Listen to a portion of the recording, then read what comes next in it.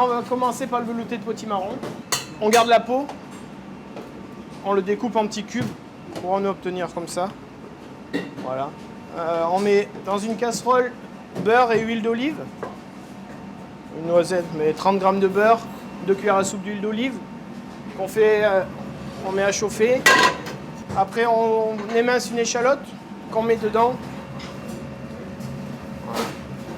Et qu'on fait revenir sans coloration, juste pour donner du goût. Donc là, on a fait un caramel. On est en train de faire un caramel.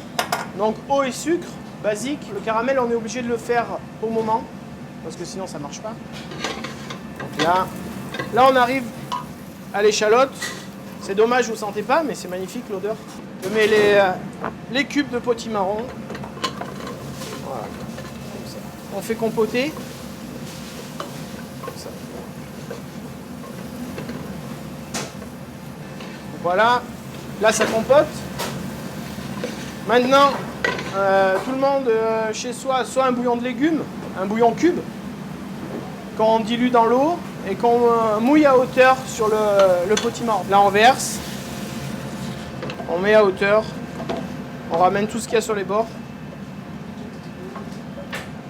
Comme ça. Et voilà, et là on met sur le feu. Le caramel est prêt, coloré.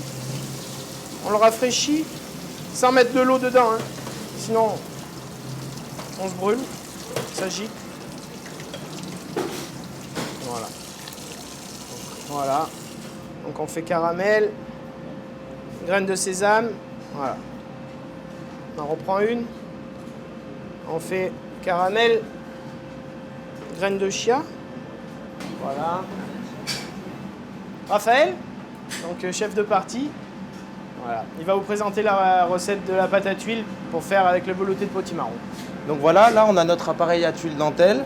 Donc on y a mis 100 g de beurre à fondre dans une petite casserole, tout doucement.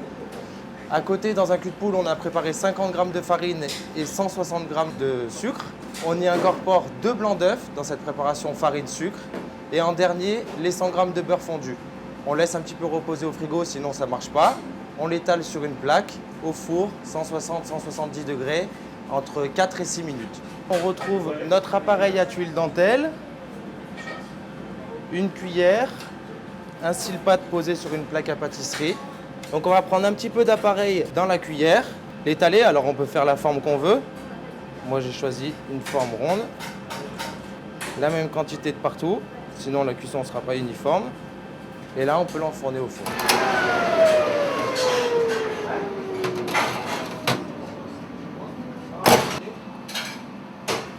Voilà, du coup, là, on l'a mixé. Mixé soit dans un blender ou au petit mixeur à girafe. Donc, pour obtenir un velouté